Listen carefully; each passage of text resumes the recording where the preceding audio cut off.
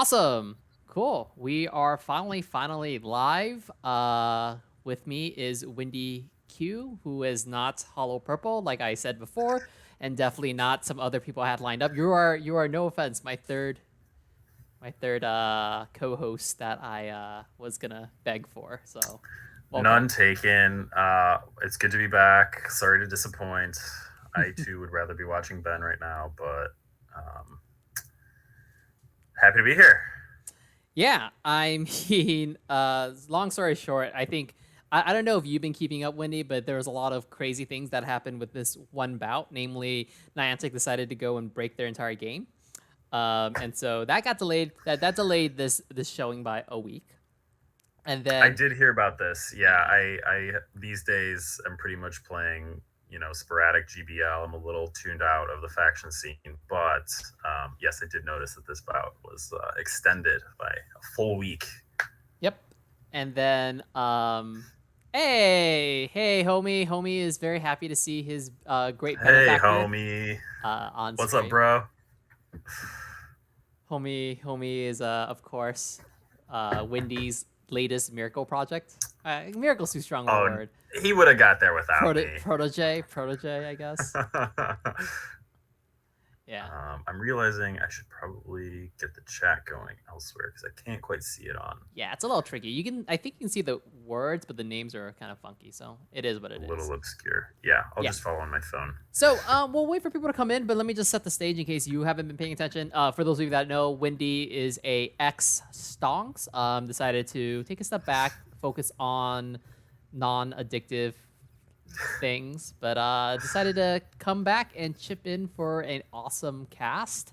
Right now, before the Evanstonks versus Icy Wind, we have lost two bouts in a row. We're 0-2, and a lot of these losses haven't been close in the sense that, like the numbers don't seem very close, but they're all like 2-1s losses and stuff like that. DJ Shiva, thanks for coming in. Skip Factions Show ML. I've set up for factions. It takes a lot of time. It's very hard for me to pivot all of a sudden. Uh, in fact, I don't even know if my notifications are set up correctly. We'll find out. But do it anyways. No, I gotta set up the phone. It's gonna take forever. But basically, we're 0-2. We've eaten pretty much straight 1-2s in each of our individual matches. So let's see if that streak gets broken today. Yes, slow start for the good guys. You got to remember it's Emerald NA, one of the toughest places you can play. Show 6. But yeah, let's see. I'm excited to see. I missed pretty much all these fights, as I told you not too long ago. So I'm excited to see how it all went down. For sure. Well, why don't we just jump straight into it? So the first battle we have coming up is one of our new recruits, Teddy Bear XD. So for those of you that do play individual Silph, that's a very well-known name. For those of you that don't necessarily look at that, just only look at factions, Teddy Bear, this is his first foray into factions. And, at least behind the scenes, he's been doing a great job. And so really just kind of sliding in there and doing a great job. And he's up against Jay's Fan 55, which, if those of you that actually do individual Silph factions know, Jay's Fan is a fearsome force. So we'll see how these battles play out. Yeah. Yeah, I was just gonna say this is about as tough of a debut as you can have into the factions world. Jace Fan, there's an argument to be made that he's one of the best players in NA, possibly in factions. I don't think that's a crazy statement to make, but I've played Teddy a couple times, at least once or twice in Silph, and he's no slouch either. So I'm excited to see how these shake out. Yeah, so a quick rundown on the teams. On Teddy's side, we have Samurott, Koffagrigus, Ninetales, Shiftry, Beedrill, Wishcash. And on Jay's fan we see Wishcash, Koffagrigus as kind of those mirrors. But very different other four with a Venusaur, Celio, Lantern, and Skuntank. So how do you think this matchup is going to play out? Like, whose side do you like here? It looks pretty even. I can't claim to know too much about the meta. I'm interested to see the Shiftry on Teddy's side. I think that's got a lot of play here. You obviously want to watch out for that Skunk Tank and there's some uncomfortable matchups too, like that Celio. On Jay's side, that Skuntank is looking pretty nice. I guess you don't want to see a Wish Cache, but you have the Venusaur to cover for that. Yeah, the Coffagrigus on each side are looking fairly safe, if you can avoid the dark types. Sort of Sure. a neutral sponge to soak up some charge moves in the mid game maybe. Pretty much Koff's role in any meta where it really sees some amount of play. Nice neutral, swap, sponge. Hopefully you don't get it caught on something bad. Chappell also says MLGB sets, please. This isn't happening, you guys. Stop it. But I will cover some ML in a bit. So why don't we just hop straight into these battles? Let's do it. Yeah, you got the wrong co-caster if you want some ML. MLGBL. Oh, you got the wrong sure. caster, period. I got the goods. I don't got the skills. All right, so we're going in Shiftry versus Coffagrigus. So very nice lead. Very nice. For Teddy here. Uzo also wants ML as well. So this is a nice lead. What are we going to do here? We run straight into Celio. So this matchup's a little bit odd, right? Because Celio, very tanky. Shiftry, very not tanky, but it deals a lot of damage, and they both can deal, in this case, super effective charge move damages versus super effective fast moves. And then you see Teddy swap out into this B-drill. How do you like this matchup?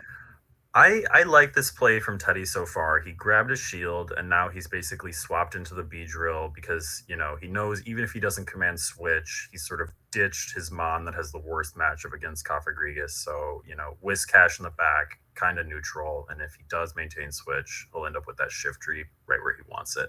Yeah. Curious to see what Jace Fan does here. I don't think this will KO. That Celio is just so tanky. Definitely. And less people forget, before Walrein became an obnoxious thing with Icicle Sphere, Celio was the Mon to go just because it was so tanky, and it had that body slam spam. Wow, that's really hard to say. So we do get switch here. Body spam, yeah. We do get switch here. Maintain switch, get the drill one off. This is looking pretty nice so far. Gets that drill run off. Nice, nice. Jeez, not a lot of damage, though. I mean, solid damage, but, that thing's so thick, though. It's very tanky. Curious to see what Jace Fan will have in the back here. I'm wondering if it's the skunk. There it is. All right, nice. Okay. This is pretty clean here. Very nice. Yeah, almost some cut and dry rock paper scissors, but obviously Teddy had the foresight to chip the Celio before leaving. Yeah. Because I don't think B-drill takes that matchup straight up.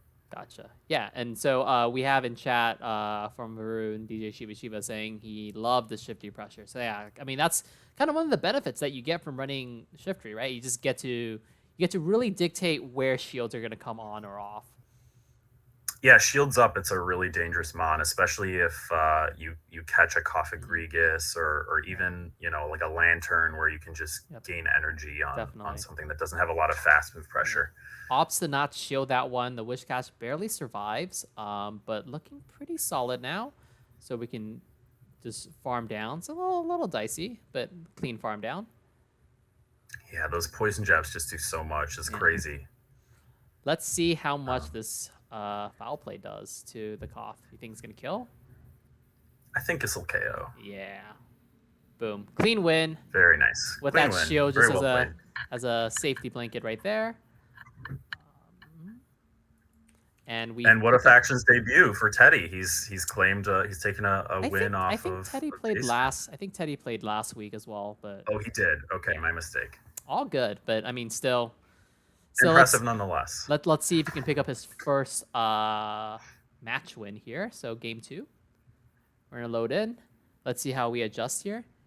Everyone keeps saying, is it ML time yet? I mean, wait, you guys, wait, chill. That's a little bit long. Blah blah blah blah blah.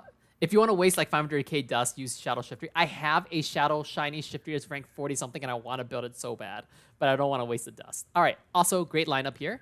Let's see how this plays out.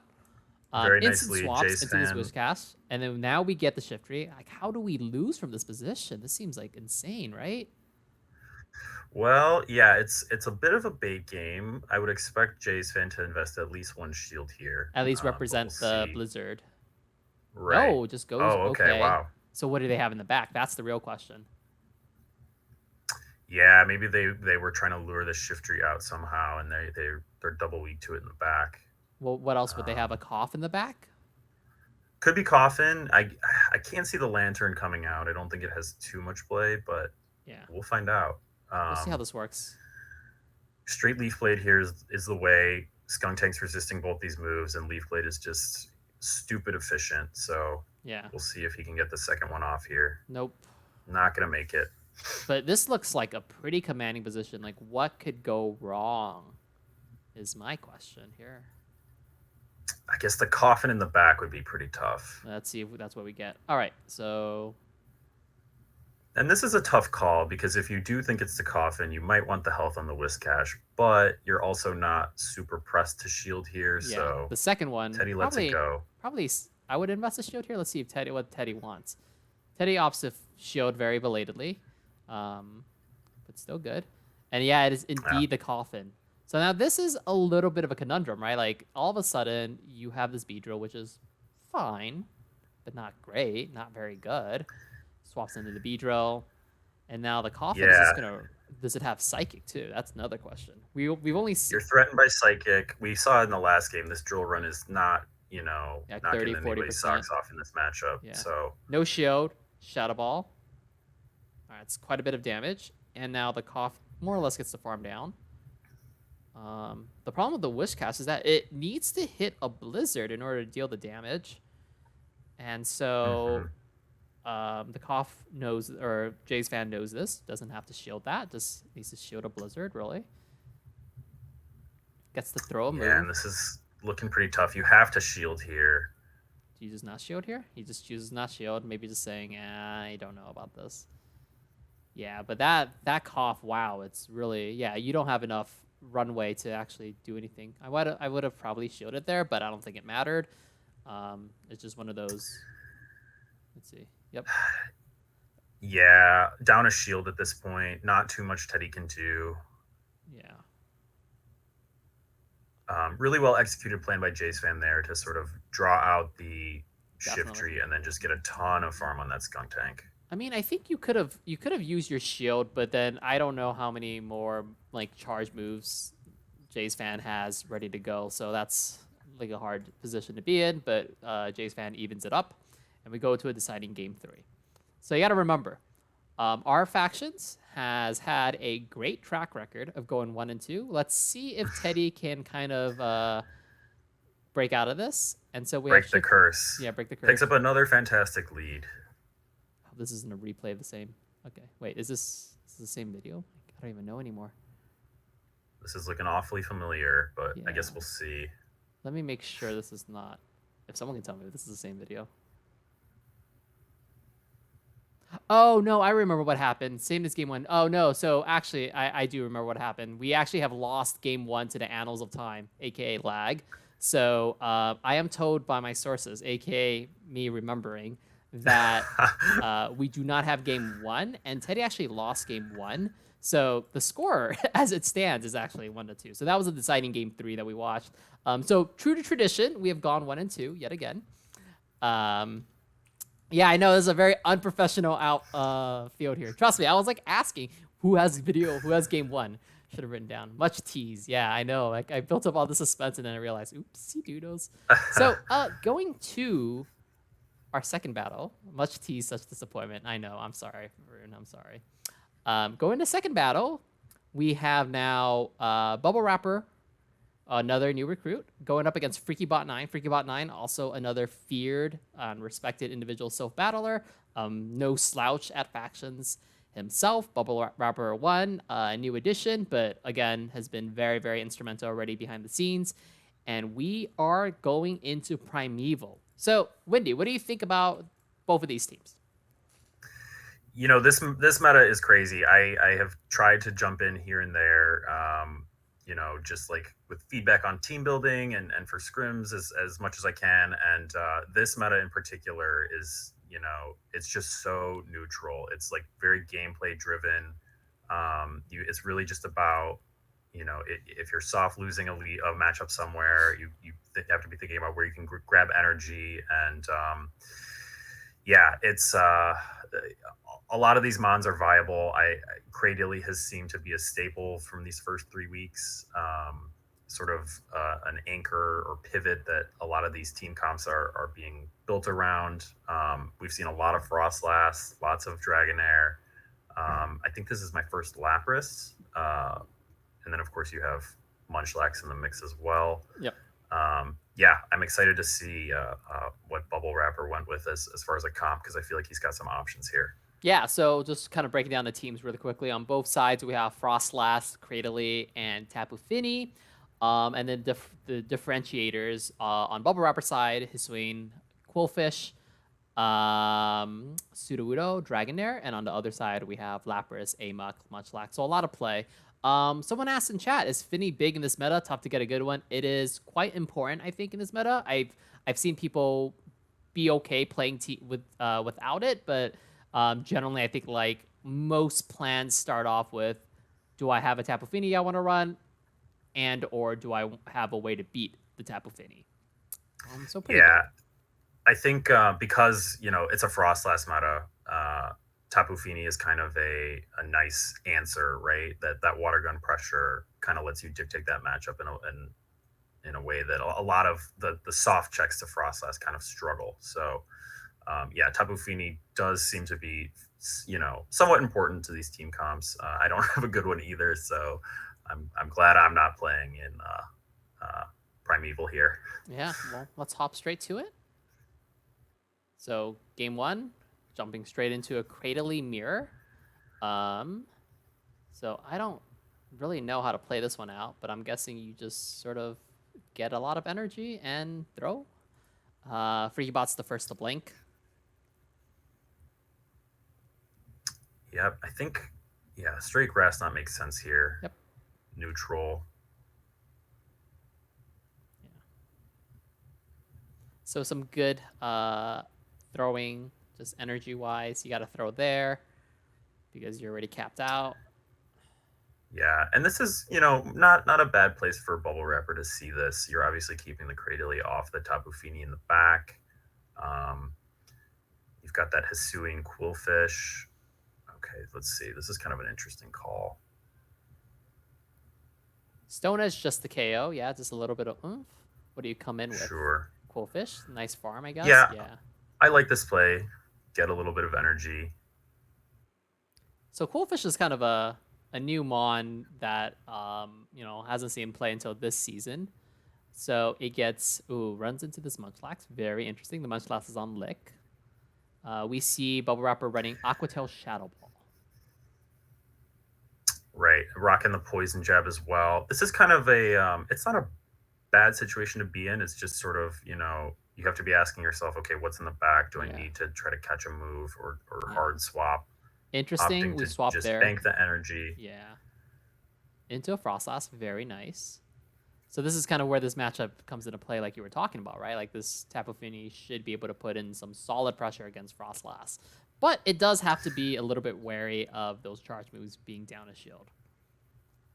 Shadow balls are going to hurt, and I'm not exactly sure how this will play out down a shield, but I do imagine Frostlass will take this one. I think you can probably tank this, though.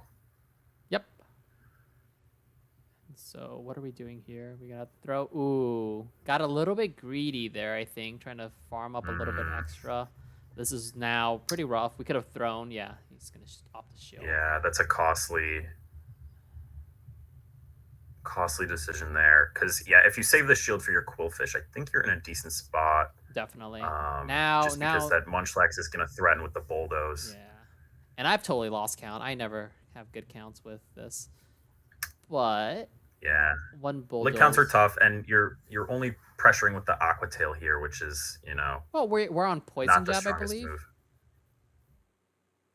We're on Poison Jab, so we get a little bit more fast move pressure. But yeah, you are right. It's not gonna. I think we're on Poison Jab. Are we on Poison Jab? Yeah, it looks like a Poison Jab to me. All right. And it looks like we do convert that Quillfish with energy, which is nice. Again, Lick is what, 20 turns to get to the bulldoze, so it's a bit of ways away, and we already saw one bulldoze get thrown, so a little bit tricky there. Game Thankfully, two, Bulldoze terrible move. Okay, yeah. here we go. All right, so game two, Great lead. great lead. Again, let's see if we can convert this. Cradily. There you see that Cradily safe swap that this meta is famous for. We're bringing our own Cradily in here, which is not bad, but we are sort of, risking giving up switch. Mm-hmm.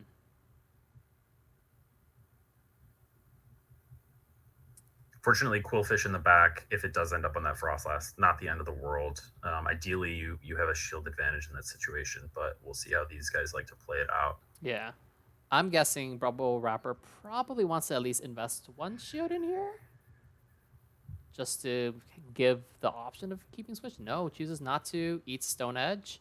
So now we've... Oh, ooh, okay. We get actually get a throw. Barely survives. I'll be curious to see if FreakyBot answers with a shield or... Let's no shield. Go. Okay. No shield. So okay, same now this play. is tricky because we've lost swap, and also there's not very much farm to be had on this Cradily. Get one poison jab's worth of energy.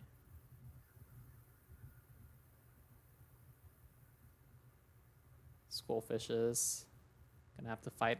We see the Frostlass.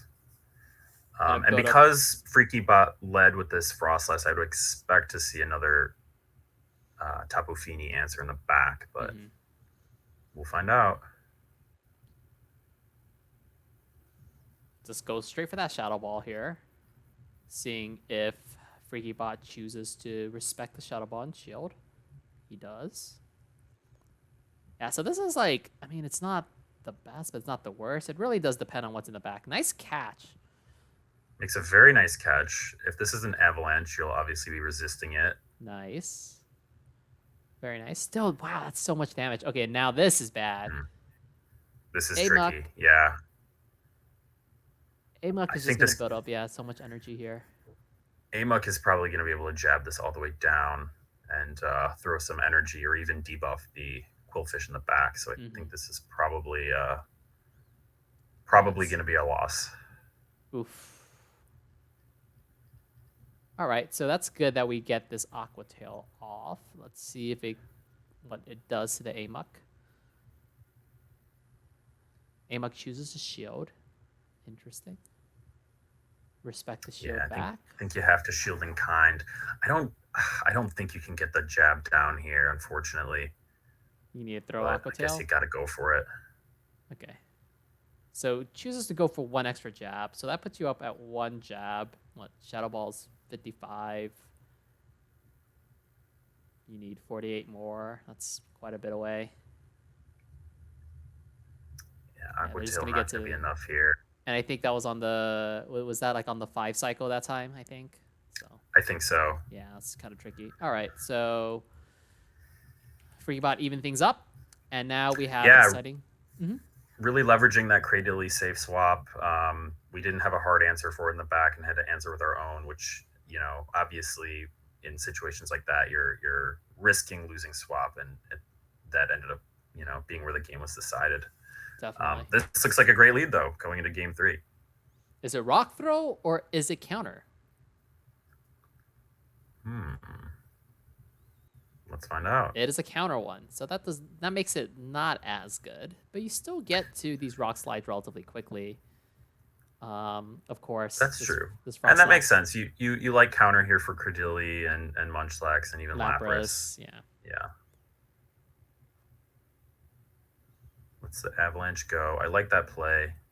You're going to force a shield here, most likely. Surprise Pseudo loses CMP. I don't have the stats on me, but like what? Like Frostlass is like 120 something, 125 or something like that. Muck. Ooh, that's not where you wanted to see this Muck. So this is the dangers of running this Tapu Fini into, or as like your swap, right? Like if you think FreakyBot's gonna run this Alolan Muck, then all of a sudden it gets a lot worse. And then Cradily, also no slouch itself. So we'll see how this goes. Yeah, fortunately we're up a shield, so fingers crossed Quillfish can put in some work in the back, but you're right. Nice call. Safe swapping the Tapu Fini is a little risky. calls the acid spray, which is very nice. I think. Well, this will be an interesting decision from FreakyBot here. Yeah, does FreakyBot take this? Lets it go. All right. So we're up a shield. We have a little bit of farm for whatever comes in. A Lapras. All right. That's This is gonna looking be like a tough. juicy ice shard down. Yeah, Yeah. that's gonna be tough. This Quillfish, I don't like. What is it gonna? I think you got to come in pseudo wudo here. Maybe And start just spending force the some energy. shields. Okay. Force the energy. Yeah. Get So some counter 5, damage. 6, 7. Yeah. Do you shield Excellent here? timing. He shields here. I Reasons he I can like get. this shield. Yeah. Um, Save that you energy. guarantee you get the rocks throw off, light rock Oh. slide off. Oh, And interesting. Opts the swap, thinks he needs more energy going into that Frost last matchup. We'll see how this comes out. I think, what is it? Most of these are like on Ice Beam, or this is a Skull Bash, or what? Skull Bash. All right. Oof. Skull Bash. That is Ow, bad. That Now, all of a sudden, that game is just a lost game. We need this to land. If this doesn't land, it's pretty much game over. I guess you get a Rock Slide on the back. We'll see how this goes. Have a rock slide banked, but the pseudo wudo might Wudo. be too low to handle that Lapras. Yeah, it's gonna take like 1, maybe 2 ice shards, and then that's just game over there. So that was a big no call, and really does not pay off for us. That shield is just gonna, not be used up. Like that Lapras is way too healthy. It takes 2 ice shards to kill the Sudowoodo, and the Sudowoodo spins down in icy sadness. Unfortunate. I understand the play, wanting to call a surf there, but Yeah, for sure. It could have been a 50-50 serve. wasn't yeah. I wonder if that plays out differently if we throw the rock slide into the Lapras instead of banking that energy. Because then maybe because you're more incentivized to maybe. shield on the Quillfish, maybe just because you want to keep it alive a little bit more, maybe. But it's hard to say. But true to form, we have once again picked up a 1-2. So we're Our in specialty. we're in an early deficit. We'll see if we can kind of pull out of it. Next matchup, we have our fearless leader Leo playing against Dunebug. So we did mention that our first battle, we were missing 1 game because of technical difficulties. This game will more than make up for, or this match will more than make up for all the things that you would want. So why don't we hop into it? I'm actually going to need like a freaking thesaurus to figure out which one's which. So this is game 1 of 1. Game Okay. 1 of a game. The first game of game 1. Let's say it like that. In case you haven't figured it out yet, there's going to be a lot of more games. A lot more games.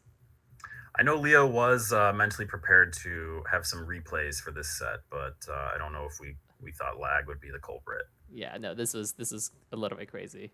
Yeah, nearly mirror teams. So that's a good observation by Varun there. And yeah, I think Sorcerous, people have really liked, again, like, wherever Frostlass is a legal mon, people like playing it. Dunsparce is really a new addition to this format.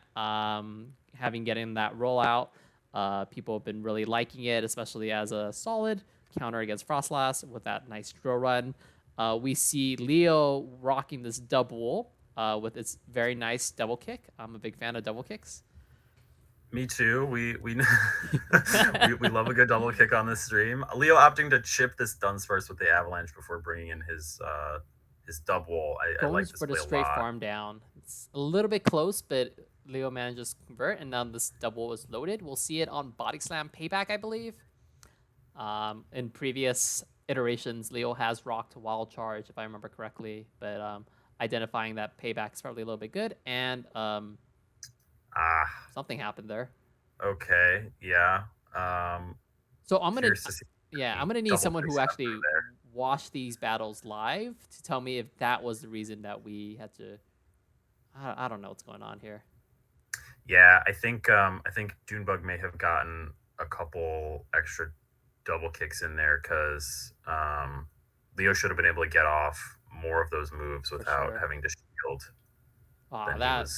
That was some real my head's spinning from all those camera tilts back and forth.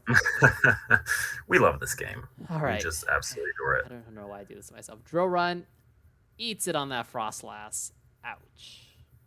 Mm. And that's a tough call. Shields up. You kind of expect to see some baits, but Dunebug opting to go right for it. Adam says if he remembers correctly, we dispute this later. So we'll see. We'll play out the entire game. This is gonna be family fun for all. Oh, this is a bite. Scum Tank. Nice. Learning from our mistakes.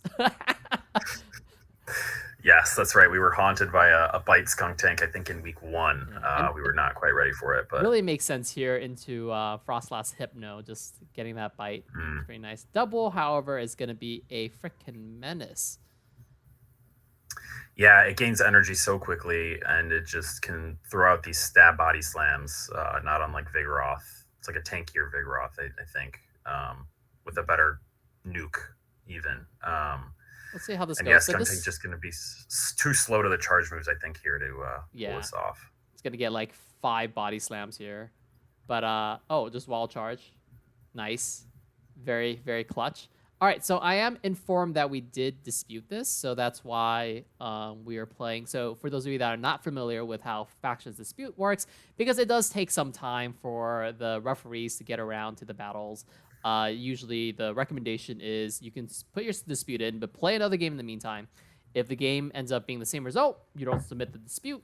If the game ends up changing the outcome, then in that case, you would submit your dispute and then tell the refs exactly what happened. And that's just for expediency's sake, because people are busy. They need to schedule these fights, and you can't fight 5 hours after or 24 hours after when the referees finally get around to it. Yeah. Varun points out it definitely seemed like it mattered. He lost 65 energy, lots of energy from those double kicks. So we're going to play it out.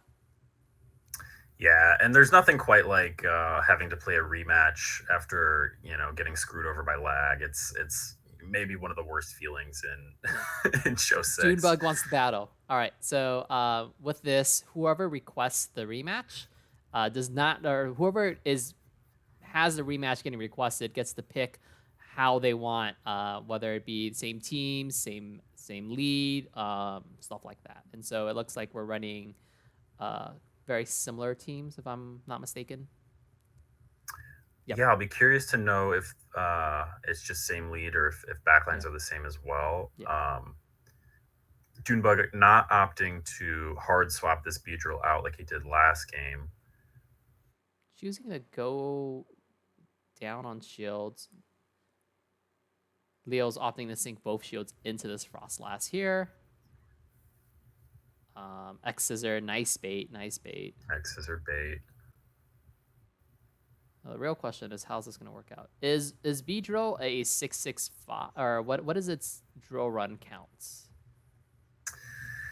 My drill run counts are a little rusty. 40, I cannot lie. It's 40, so 42 for 6 jabs. 42 for 6 jabs. You have 4 residual. So I think it's 666 here. Yeah. I think it should be but we will get to farm down the Beedrill, which is nice.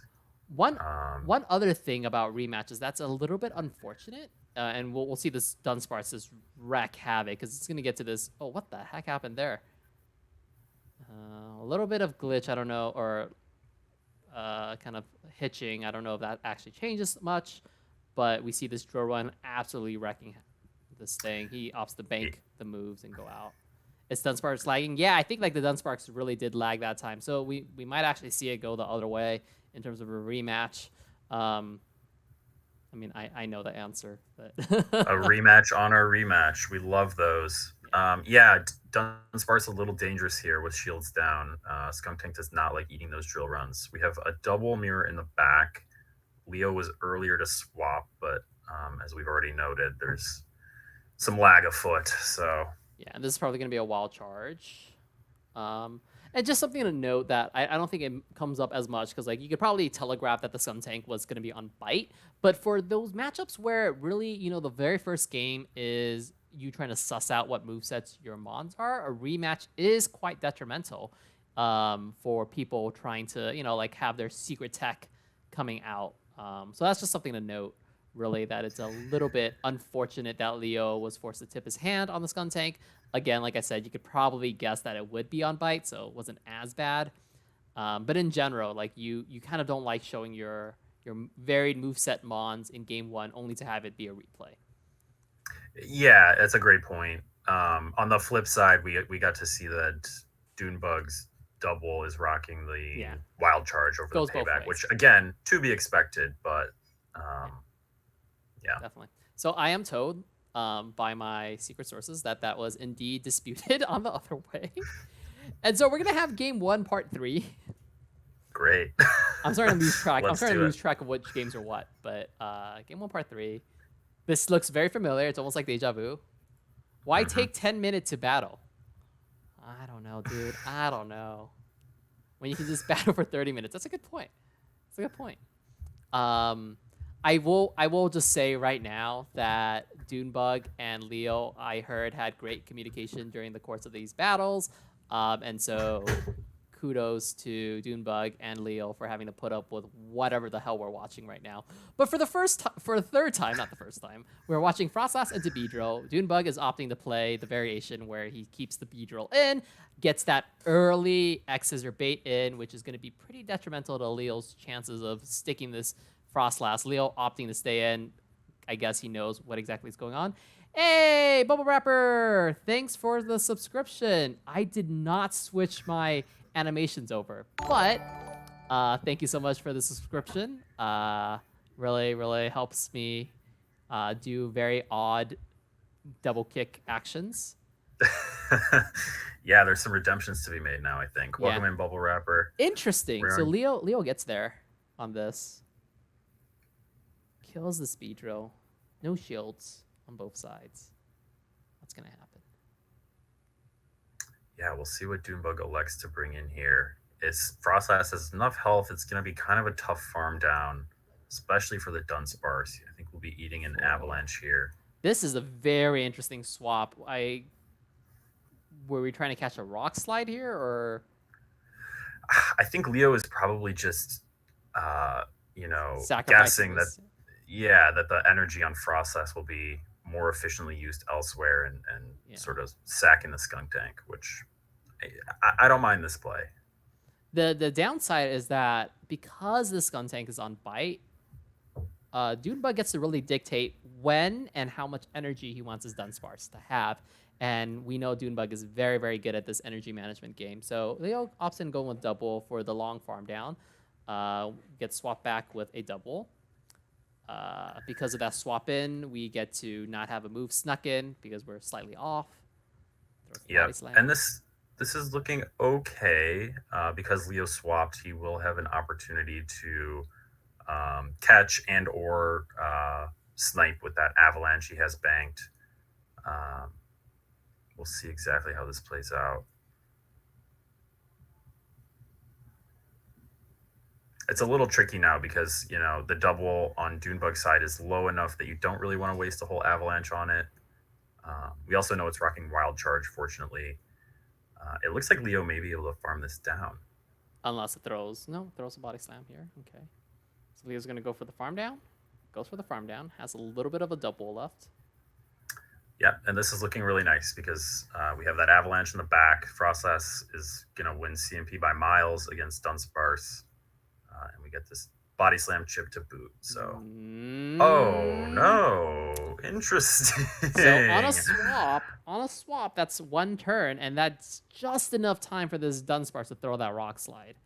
So Oh Leo man. Leo might have been better served in that situation, just letting the double die and then just throwing instantly when you get in. Because I think the mechanics for you swapping versus the mechanics for you coming in after a feint are slightly different. Again, it's a little bit inconsistent, but yeah, Leo just kind of Yeah. gets wrecked by that one turn. And kudos to Dunebug for just knowing that it was going to be an instant swap. If Dunebug did not just basically just blind throw that rock slide, that game would have been Leo's.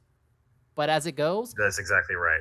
that marathon Excellent game, play by Dunebug, yeah. recognizing his win con. And I think you're correct that if Leo lets the double go down and the Frostlass comes in naturally, I think that game has a different outcome. Yeah. So, I mean, and this is not to say that. Well, I mean, it is a slight misplay, but this is not to say that it's an easy decision to make, especially in the heat of the moment, especially after you just played an entire match's worth of battles in game one. But we'll see if Leo can rally back in this game too.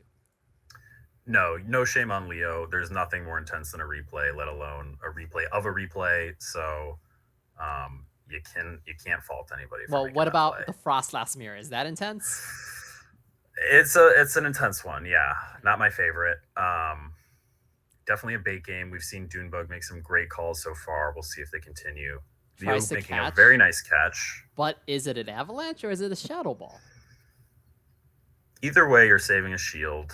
Yeah. It is an avalanche, which is very nice for Dunebug. You're going to get outpaced here, I'm pretty sure, too, Definitely. which is not ideal. So you're going to have to invest a shield here. Leo's headphones doing whatever the heck Leo's headphones are wont to do. Probably throw one more and then... Ooh, there's a lot of Looks mind like a games. catch. Yeah, nice catch, Yeah. but we're not throwing a payback here. We're throwing just a body slam. So all of this gets a lot better. Skuntank's coming in. My cat's coming in. Yeah, these guys are trading off catching baits on Yeah. mons that are taking neutral damage. This is some very high level play going on here. That or a lot of blind luck. I don't know. You can choose whatever interpretation you want. Getting to this body slam here is pretty nice because you'll either grab switch or shield. Go for the switch. We're down a shield. Leo's opting to maybe forego his switch and just say, I don't want farm from your Frostlass. Yeah, we saw Leo like. sort of hovering over the Frostlass. All right, so our Frostlass is loaded. They're up a shield. We're going to go bites. Nice. I think you got to take this move. Yeah. You're going to need to save that shield for the Frostlass. Yep. This could be tricky, though. If it's that Dunsparce in the back. Yeah. And he lets a full rollout sneak through, which is really, really rough there. Rollout does not have fantastic damage, but you are taking super effective, so... 4. Nice timing by Leo, but this Frostlass is going to have to do quite a bit of work here. Yeah, down a shield is tough. You need 2 avalanches to KO. Yeah. Hey! Thanks for the subscription. Thanks for the subscription, Varun. That really appreciate it. I might be able to pay for food now. You guys need to start redeeming some fast move animations. I'm getting bored over here. Fast move animation? What do you mean? We had this guy double kicking a week or 2 back. Oh, that's true. That's true. Well, you can see the VODs for that. Okay, show ML now. I swear ML is next. I actually, unironically, it's next. This does not look good. I bet this thing has a drill run ready to go. He's just saying screw it. Yeah, tough game there. Dunebug rocking the Frostlass with Dunsparce and Skuntank in the back. I see what you did there. Rocking the Frostlass. All right. Game 3. Game 3. Unfortunately for our Master League fans, Game 3 is also kind of a long one. But we lead Azu into Dunsparce. Immediately swaps out into Shadow Beedrill. We get this Frostlass. The Shadow Beedrill's up a Poison Jab. Does that change anything? I'm not positive. Leo caught a great lead with that Azu into Dunsparce. Makes a pretty good counter swap. And correctly calls this drill run. So I think this is about as good as you can ask so far. Farming up a lot of extra energy here before throwing his first avalanche. We'll see if Dunebug elects to spend shields here. Yep, he does. Identifying that maybe that extra energy is good enough, or that extra jab is good enough to win here. I'm going to double check and make sure that I'm not saying incorrect things. So second drill run. He forces a CMP tie, which is advantageous to say the least, because now Dunebug can either... Oh, Leo going for the undercharge. Interesting. Just opts to take that shield advantage, yeah. Yeah. And now this Dunsparce gets to get tons of energy. Yeah, it'll get a lot of energy. It can't farm down, but it can also eat an avalanche, so it will have extra energy coming into this Azumarill matchup. So, Windy, just for reference, drill runs 45 energy, so it goes 7-6-7-6. A little bit of Okay. lag, a lot of bit of lag there. Jeez, Louise, what are we watching here? So on paper, Frostlass should outpace that Beedrill, but because Dunebug was the one swapping initially, Yeah, that's how he was able to force CMP. yeah. Let's see what happens here. We are down a shield. The poison We're down a jab, shield. Yeah, sorry. variant of Skuntank is gonna charge faster to its charge moves, which is obviously great when you are down to 0 shields.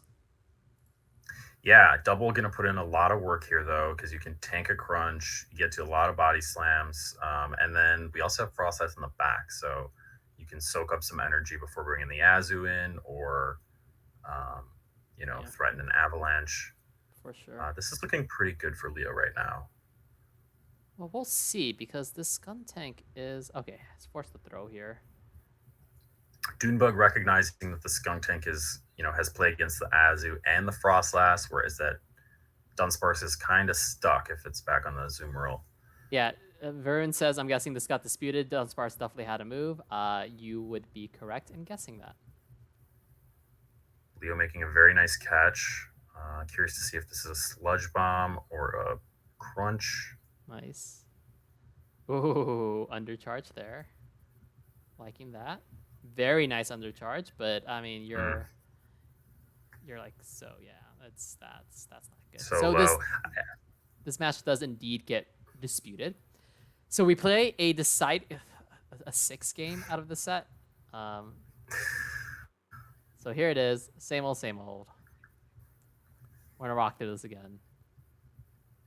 Here we go. I'm so tired of disputes. This is like the longest set ever. And so this is what, Game six 6. games in? Game 6, yeah. Wow.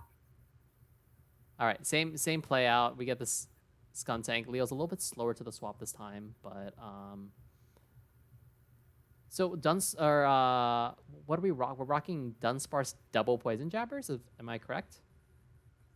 That's what was brought last game. So yeah, I'm assuming we'll have a Beedrill back there.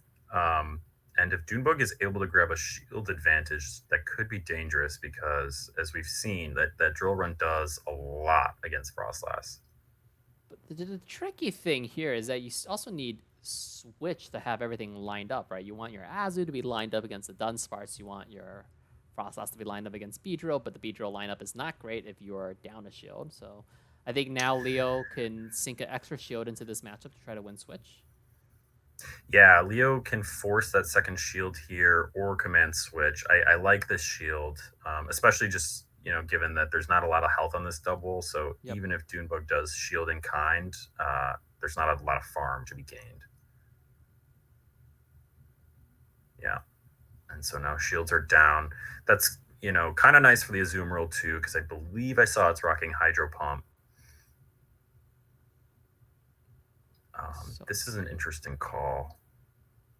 Crunch shields. All right, we're all shields down. We're gonna get a lot of energy. I like that play. A lot of energy. Gonna rip off a lot of avalanche damage here. Runs into the Dunsparce. So how would you play this out? You can't swap into Azure directly, can you? Or does this Beedrill get like what's gonna happen in the 0 shields? I think Leo's okay. I like okay, he banks the avalanche. Oh, okay. I think you could have hard swapped there, but you risk them chipping and bringing the Beedrill in. Now this is fine. I did forget that this Azu had a little bit of energy, so less of a wait time before you can just unleash this Hydro Pump. Kills the Shadow Beedrill. Nope, barely survives, but doesn't do much. And now Leo's in absolutely commanding position. This is where in GBL I would just top left, but gotta play it out to the bitter end. In factions, you don't wanna top left to your factions opponent. That's some BM right there. Dunebug, it was a very tough comp on his end, and he played it as well as he could, but Leo did not leave him any room for room to turn this one around. I think that was an interesting decision there where Dunebug just noticed that like if I get alignment, that's really my only chance to win. But rocking Hydro Pump on this Azu is going to be the difference in this game here. And so the marathon is over.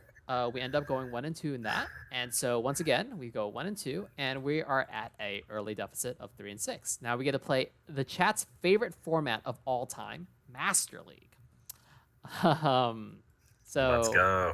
so basically on Adam's side, we're rocking Mewtwo, Dialga, Zekrom as our 3 restricted, augmented by Excadrill, Snorlax, Dragonite. So a lot of teams are very similar in that respect.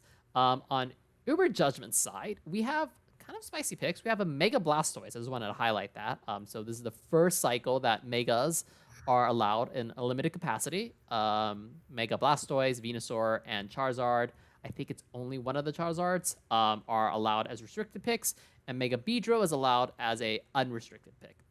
Augmenting that Mega Blastoise, we have Origin Giratina, Lugia, followed by Prima, Excadrill, Snorlax. So you see that those unrestricted picks are kind of similar. You always have your Excadrill, you maybe have your Snorlax. I'm told in chat just Xzard.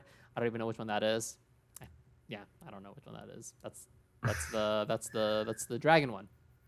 Yeah, it's the dragon one. It's like the fake Russian. I think that's right. Yeah, fake Russian. I think that's right. Yeah. And so why don't we just hop into it and see where this takes us? Battle 1. We have Adam rocking Dialga, Snorlax, Mewtwo. So we scrimped quite a bit, and that Snorlax, I think, is going to come really handy when you want to just soak up some energy, but it has a really juicy target on Origin Giratina. That's like a really hard matchup. So this is about as good as you can get Dragonite into Ogira. Yeah, I don't know too much about Master League, but that Snorlax, there doesn't seem to be a hard answer for it on Uber Judgment's side. So I'm curious to see how we're able to leverage it here. Well, the problem with Snorlax is that up a lot.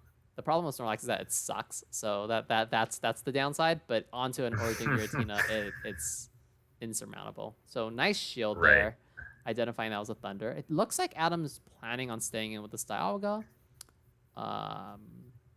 It's a little bit of an awkward situation, right? Because you want to command switch. Very nice shield, calls the Aeroblast. The best buddy on at least Adam's side is Excadrill, I believe.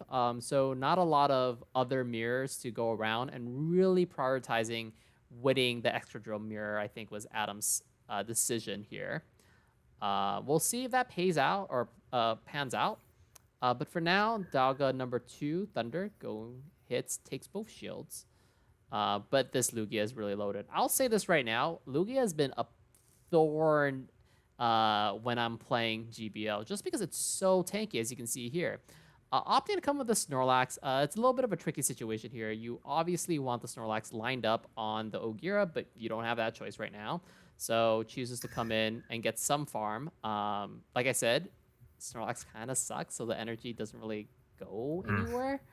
But I like this play, though, recognizing that the Mewtwo is maybe a better place to spend the shield, and just letting the Snorlax tank all of these sky attacks is I think, Yeah. And to get note, missing XL, so the Snorlax, I think, is level 48 or so. Tries to go for the sneaky catch. You see that Excadrill come out for just a second and swaps into the Ogira, trying to catch a superpower. And you can see here, it's tough sledding. I think Adam is just prioritizing trying to get to a Shadow Ball. The Snorlax is more or less spent on its primary role in the Ogira, which is to soak up energy, or soak up HP.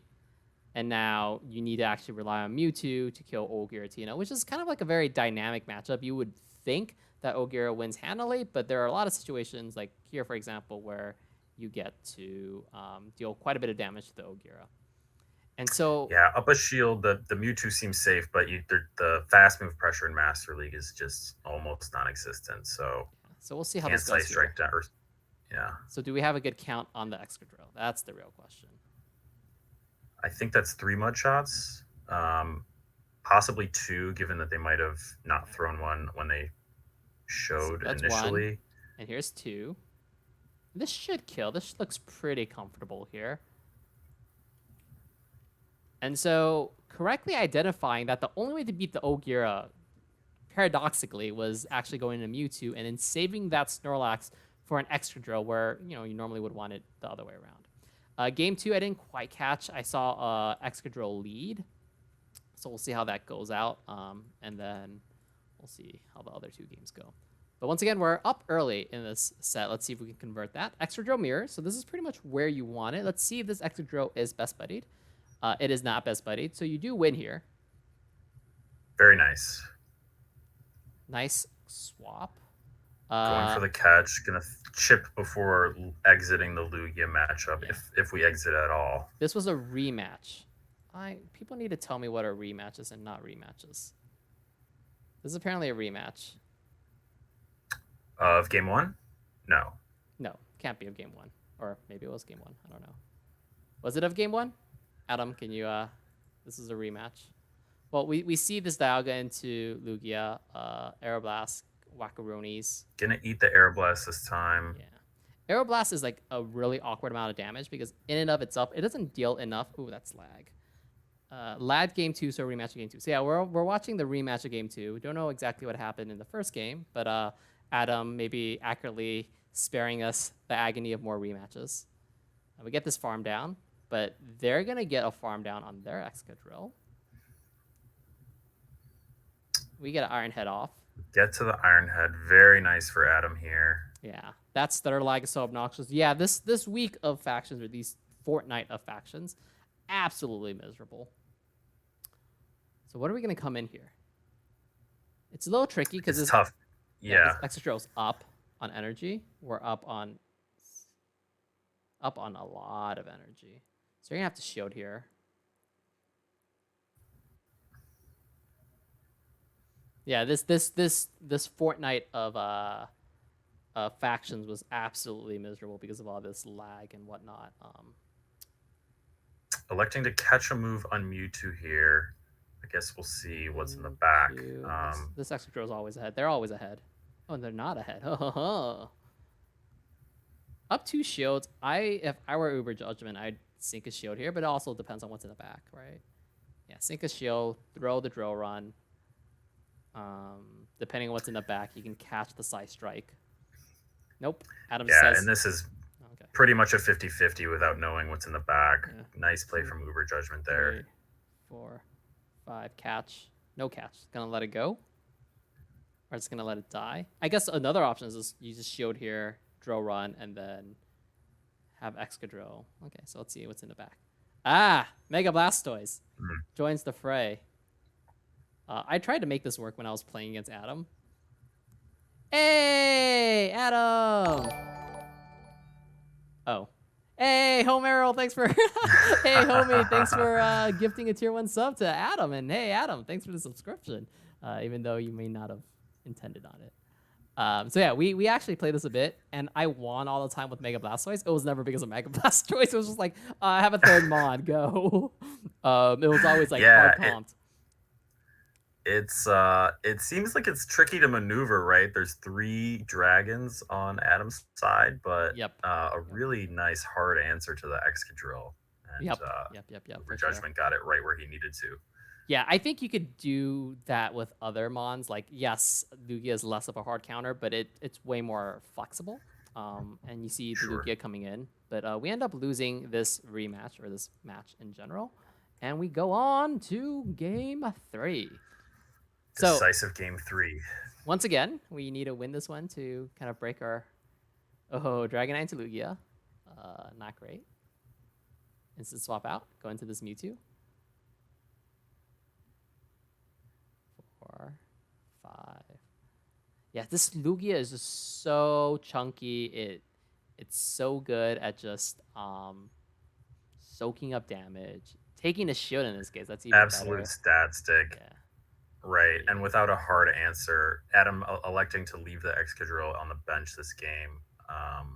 And Dialga as well. Even so Excadrill is not a hard answer. It will... Right. 4. All right, does Adam choose a shield here? Yeah, I think I did a Shadow Ball against Lugia in GBL, and I was like, this is not a lot of damage. All right. It's very interesting that Uber Judgment decided to stay in with Lugia.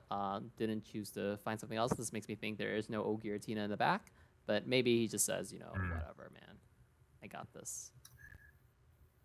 No Ogier in the back would be tough for us, given that The that's what the Snorlax is. Snorlax really wants to see. Exactly. Um, Swaps in the Snorlax here. I like this play. Yeah. Adam maybe recognizing that this is going to be the best use of the Snorlax, soaking up a move and Yep.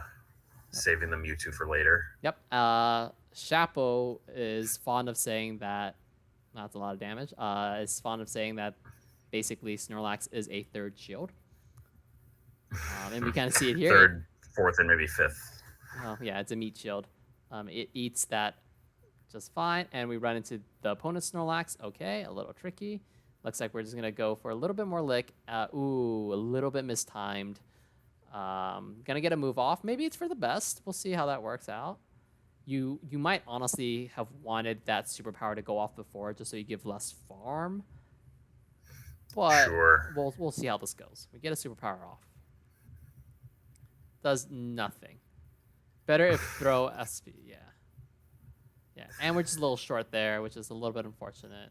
Coming in with probably, I would guess the Dragonite, but I'm not. We'll see how this goes. Yeah, Dragonite. It's on the Dragon Tail. Very nice full sneak right there, so might be helpful. Juicy. Yeah. Yeah, getting that superpower off would have meant the body slam probably KOs, and the Snorlax has a little less energy, but we'll see how. All right, tries not to get caught, or no, just tries to get a little bit more energy here. Interesting play. Let's see what the Snorlax is gonna do here. Probably in just another body slam. Just another body slam. Both Mons on Adam's side are in the ooh. Oh, this is gonna be tough. That's not what you want to see. Yeah, I like the effort there. Adam recognizing he was going to need some sort of leverage to pull off. Yeah, but there's no way. Like with Dragonite not running Hurricane, running Superpower, this is just game over. That Prima at the end really just kind of slammed the door shut. You know, you kind of went from like, all right, I have a chance. You see Prima, and you're like, oh, no good. Not good at all. Not what you wanted to see. Yeah, if it had been the Ogiro, you can maybe fire off some Dragon Claws or even the Blastoise. You're resisting the water gun damage, but yeah, nothing to be done against the Charmer, unfortunately. I'm informed that was also a rematch, so it sounds like Adam probably had a little bit more knowledge about what Mons to use, which might have informed their relative decisions on keeping in Lugia and whatnot. And so we'll see what happens. But yeah, Adam pointing out that Uber Judgment, very smart to bring 2 hard D-Knight checks. Really came into play there when that D-Knight just had nowhere to go, really, right? You either put it on there or you put it on the Snorlax. Whoop-de-doo. Yeah, so once again, we are backs against the wall, 4-8. We're continuing a strong trend of going 1 and 2. My cat is continuing a strong trend of wanting to interrupt the stream to get the hell out of here, so give me a second. Hi, Maki. My cat also broke like glassware today, which sucks. Windy acting like he knows anything about Master League. Windy was very knowledgeable, very knowledgeable. I'm very happy to have Windy instead of Ben or anybody else. But Warner, we're so happy to see you in chat. Welcome, my friend. We're down to the last Always 3 battles. A pleasure. Just to set the stage, last 3 battles, 9 points, 9 wins up for grabs. We need to go 7-2 to win. So we're gonna need people to basically start picking up wins. Ideally 3-0s, but we'll settle for 2-1s right now. And we'll see how Ben comes in to try to start the comeback. So Ben Hollow Purple was playing against X3, the GOAT, 3X. Ben's rocking G-Fisk, Venu, Samurott, kind of a spicy pick. DD, Noctowl, and Alola Ninetales. On the other side, we have Noctowl, Swampert, Cofagrigus, Alola Ninetales, Galarian Stunfix, and Obstagoon. So people opting to bring their Flying Noctowl, Alola Ninetales. We have one fighter that's not a fighter, Galarian Stunfisk, one sort of water type, and then Cofagrigus into the Venusaur. What do you think about this? Lots of neutral matchups, some more RPS stuff as well. I kind of like the DD at a glance for Ben. Obviously wants to avoid the Cofagrigus, but you kind of have play against everything else. both sides bringing in Noctowl is pretty interesting. I like Venusaur for Ben as well. You want to avoid the flyer, but everything else, I think you can, fire off some good frenzy plant damage against. And then yeah, the G-Fisks are a bit dicey. Samurott is like Yep. good neutral damage. I expect to see a decent amount of Samurott this set, but who wants to listen to me project? Let's get into it. All right. Ben starts off Venusaur into Swampert, so just about as good as of a lead as you want. Let's see how the Yeah. backline shakes out. Runs into the Noctowl. We have this Charm, A9tails. Ben choosing to save that DD for, maybe an Obstagoon or something else, or a G-Fisk, saying, look, this Ninetales is going to be really bad into a G-Fisk. I'm just going to pick its spot right now. Yeah, I like this play. You can tank the Sky attack and then Can't take the second one. Can't take the second one, so gonna shield here. Weather Ball's threatening, and then if they let this go, the Swampert can't really farm down, so you'll at least get some charm damage off there. We're going for a little undercharge, just a little. Is that enough for 2 charms? 2 charms, great. So that's a very nice heads up play by Ben. Getting a little bit more energy. Here's that Stunfisk like we were talking about. Gonna get a lot of farm here. The Mud Shot down will be tough, but I don't think it's impossible. Yeah. Ben opting to stay in says, you can get your 100, but you're going to be eating charms. And then opting to throw probably up. Let's see, you did 5 charms. That's 7. You're probably like close to rocks or earthquake by now. Yeah, that matchup's not as bad for the A9 as you might guess. You can 2 shield charm through it. Yeah. Yeah. And this is looking fairly straightforward. We've got the DD aligned against the G-Fisk, Venusaur on its most delicious matchup. Yeah, you need a shield here. Got to respect either the Sludge Wave or the Earthquake. Both of them will do plenty of damage. Now the question is, Ben's going to opt to go full farm down. Are we going to eat something? Probably just another Hydro Cannon, but honestly, with all these mud shots, yeah. Yep. Just a Hydro, and then you get to fire off a double Frenzy Plant. A double Frenzy into this G-Fisk. Exactly. Just throw instantly, yeah. Or throw after 1. Now this G-Fisk also is very much required to throw sooner rather than later, so this G-Fisk will be pretty empty going into that DD matchup, and should be pretty clean. Yeah, and I think we have a Psycho Boost banked. Yeah. Doesn't matter. Ben just gets the 3rd Frenzy Plant off, and that is a game win that we sorely needed. Game 2, we see Ben opting to lead with that Venusaur with a Samurott and a G-Fisk in the back, so kind of counterplaying against what we saw earlier, that G-Fisk against the Noctowl, and that Samurott against their G-Fisk in the back. It's, I guess, kind of the idea here. Samurott's great, especially given that we saw that Swampert come out game 1. Samurott's got a lot of play just because you're resisting the Hydro Cannons while returning, neutral water damage. Yep. I really like that as a game 2 pick. We'll see if he gets as lucky on the lead. Nope. Not this time. All right, instant swap. Save swapping the G-Fisk is interesting here, but not answered by a hard check, which is great. Gonna bait with the Rock Slide. Yeah, generally I think he grabs a shield here. I think like my policy, again, heuristic, right? But like if you see something you don't want to swap into its harder answer, you want to swap into something that's a little bit more neutral, just to give yourself a little bit more flexibility, and then maybe if you win alignment by having, say, some energy advantage, you can then line up your harder counters to that Mon. But Ben opting to go with G-Fisk, also pretty busted Mon, so you're not getting hard punished except by Swampert and Obstagoon, and you kind of want them out of the way, I guess, so maybe that's the rationale there.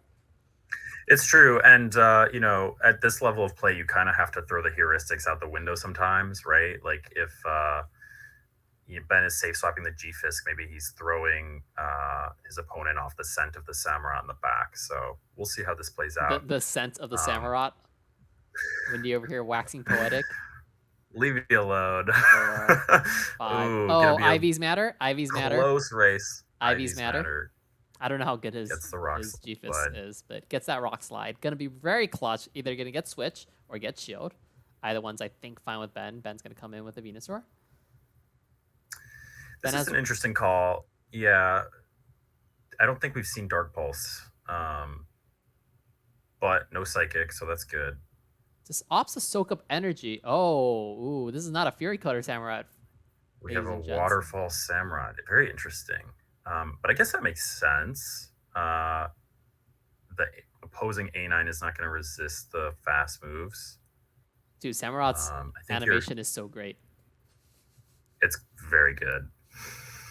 I'm doing this free. I'm like, you guys don't even have to subscribe for me. I'm just like, I just can't do it for Fury Cutter. I think it's the exact same animation, but just like, just 10 times faster. Yeah. Well, 3 times faster. 3 times faster. 3 times faster. Excuse me. So gonna have to launch the double Hydro against this Noctowl. The opponent tipping his hand that he's weak maybe to Samurott in the back. Getting that early throw. Stunfisk eats a Hydro Cannon. That's not a catch you want to make, but I think Ben needs probably to swap gets out. that far down. Yeah. 5. Get that throw. Nice having 2 Vine Whips worth of energy, roughly, just to deal with this G-Fist as it gets to its rock slide. And then are we going to see... Yep. We're just going to see the Vine Whip down. Wow, that was a game. Very nice play from Ben, flipping a terrible lead with his G-Fisk safe swap. Yeah. So 2-0. This is our first match win. Let's see if Ben can actually convert and make this a 3-0, because we're gonna need some 3-0s here in order to win. Remember, we need to go 7-2. 2-1, 2-1, 2-1 does not get us there. Last game, cough into Venusaur. Weak connection. This is okay. Yeah. Noctowl here is kind of interesting. A9 Tails into Noctowl is kind of interesting here. Like, I feel like when your opponent swaps first, you kind of, want to play keep away from the Cofagrigus, and out of these two, I would want to keep away with DD, but we'll see how Ben plays this out. Ben clearly is doing something right, going 2-0 so far. But what would you have swapped, Windy? I take your point that using the DD on this Noctowl is, a kind of a guaranteed decent matchup, but it also kind of leaves the door to a lot of Shadow Claw farm when the Cofagrigus comes back in. So I don't mind this play. Interesting that we see the no shields play out. Curious to see if that Cofagrigus will come back in against this Venu, or if we'll see the third Mon revealed. Bubble Wrapper says, you love to see a Venusaur Vine Whip down Noctowl. Well, we get to see it again. Unfortunately, this is a Powder Snow A9, so much worse. We throw a Sludge Bomb, they shield. Now you're kind of locked into this because you can't go into that DD because you just get straight farm down. Trying to get a catch in. Nice catch. Very nice catch. I think that's... you got to make something happen here because the matchup is not on your side. Yeah, will it matter? I think they're opting to leave with another ball. And so this is uphill sledding here. Gonna have to beat a charged up A9 with 1 Weather Ball, but also just Cofagrigus right here, kind of pecking away. The Venu is going to need a lot of energy to overcome that A9, and this Cofagrigus is not exactly in farm down range. Ben recognizes that and spends the shield, but you don't have anywhere else to use your shield. Yeah.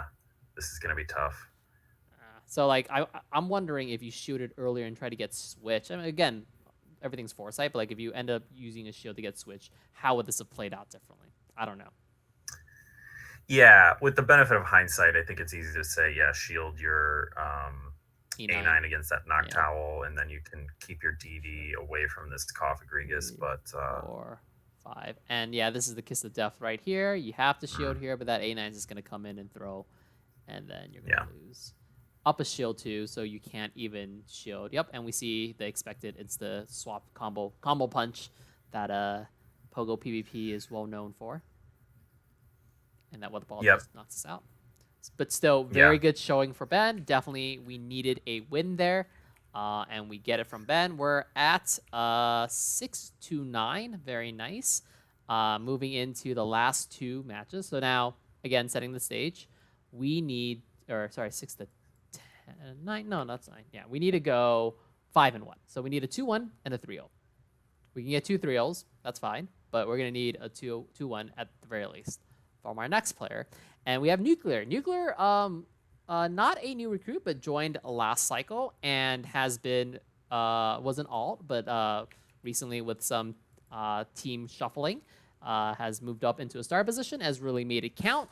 So far has gone 2-1, 2-1. We'll see if Nuclear can continue his trend of winning battles. Yeah, and we've got another almost mirror here. The difference being Nuke is rocking the Snorlax, whereas Kevin has a Lantern. Yep, and kind of annoying to me that the Snorlax and the Lantern are offset, but you know, so it goes. Almost mirror here. We see early swap for the Snorlax into the Frostlass. Frostlass taking super effective licks, but still dealing pretty good damage with its avalanches. Chooses to swap out into this Cradily, get some juicy farm. Let's see how Nuke decides to play this out. Goes for the double superpower. Double superpower looking pretty nice. The Snorlax is relatively safe. The Sudowoodo can punish with counter damage, but you're gonna have to shield some superpowers if you want to go that route. So I like the play of, you know, getting your Cradily off that Frostlass, and Kevin actually letting both of those go. I actually kind of like Nuke this. Gets to decide if he wants swap. I mean, just take the juicy farm down here, right? Yeah, sure. Bullet Seed down. Bullet Seed down. Powder Snow down. The world is Nuclear's oyster. I think that Frostlass left with some energy, so we'll need to get some of our own to get past it. 3, 5, 6. Do you respect it here? Yeah, you have to. Yep. Yeah, it's such a gutsy call not to. 3, 4, 5. Nuke recognizing that the avalanche is probably enough to KO from here. Kevin 6. Electing to shield. Who has better? No. I wonder if you'd go for a sack at this point. Sack on the Cradily? Yeah, I mean, it's a gamble, right? Not knowing the third Mon, but Kevin tipping his hand maybe that he's weak to this ice type damage in the back.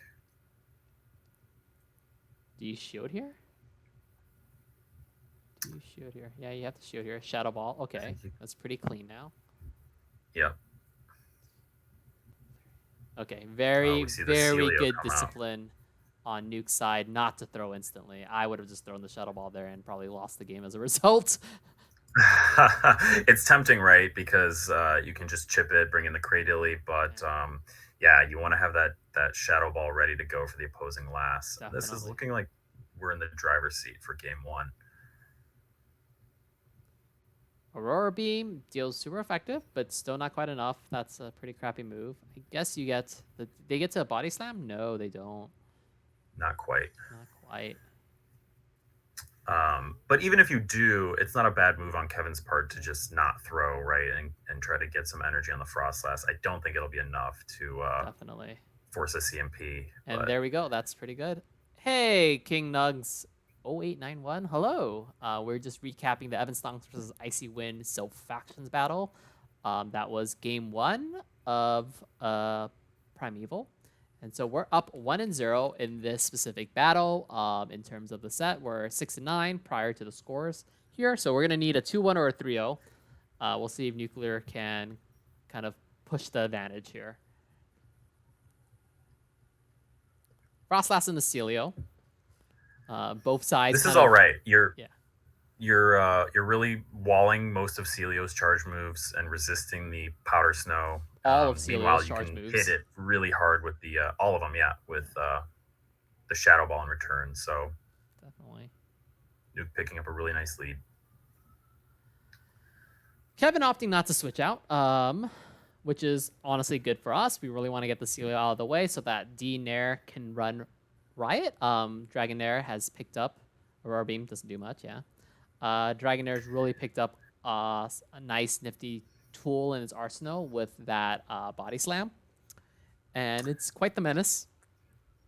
Very true. And Kevin is going to lose switch here unless he spends shields, which means that Nuke can put that Dragonair on anything that's not a Oh Frostlass in the wow, back. interesting. I'm eating my words. He swaps. He swaps into the Opting to just bank Snorlax. a bajillion energy. Cradily is the Snorlax counter, which I not quite a counter, but I mean it does deal pretty good damage. You do need a debuff in order to deal damage back, so that's not the worst.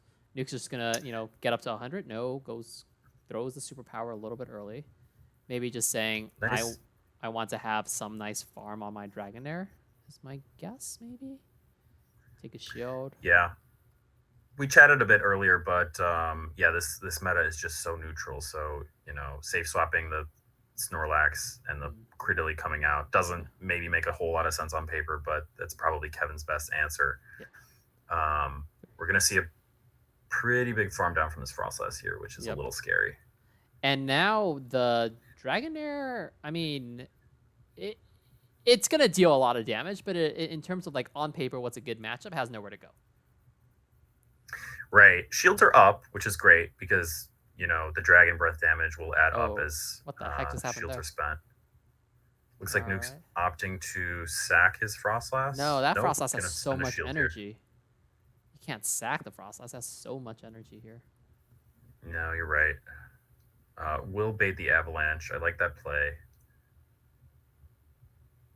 A little bit of lag. A lot of bit of lag. A lot of bit of lag. Yeah, this was such a rough week. Yeah. All right. Gets a Shadow Ball. Has to swap in. Can't let this Frostlass get too ahead.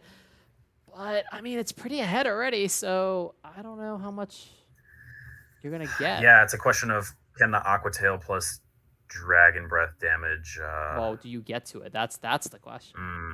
You don't get to it before the Frostlass gets to unload, and so it's looking pretty rough. Lag for everyone. It's like the Oprah thing. You get a lag. You get a lag. Everyone gets a lag. And so the Sealer actually comes in and just, we were talking about how the Sealer doesn't deal too much damage. Doesn't matter. Enough damage to kill. Closes no. Yeah. All right. And so we're going to game 3. Sorry, Windy, what were you saying? I was just going to say, well played by both sides. Interesting decision from Nuke to safe swap the Snorlax. I'm curious now. I want to look at that Celio Frostlass matchup because I don't actually know who takes the zeros off the top of my head. Yeah, but, and maybe you can let us know in the middle of game 3. Yeah. But hop into it. We have this Cradily, Snorlax, Frostlass, and let's see if Nuke can win. And just to put things in perspective, it's the live score is 7-10. We need to win every single battle from here on out. So Nuclear, no pressure, Nuke, but you need to win this. And then Warner needs to win all 3 for us to have a chance. We lead Cradily into Frostlass. Instant swap out. So Nuke recognizing that you probably just want this here. This is very interesting that we didn't get like an immediate swap out as well. The Frostlass opting to stay in. Get enough to chip down the Snorlax. Yep. Nuke is recognizing that Kevin has left that Sudowoodo on the bench until now, so that really opens things up for the Snorlax. You can safe swap it pretty much with impunity, and Kevin is going to have to stick around with this Frostlass to get a decent amount of chip off. Interesting.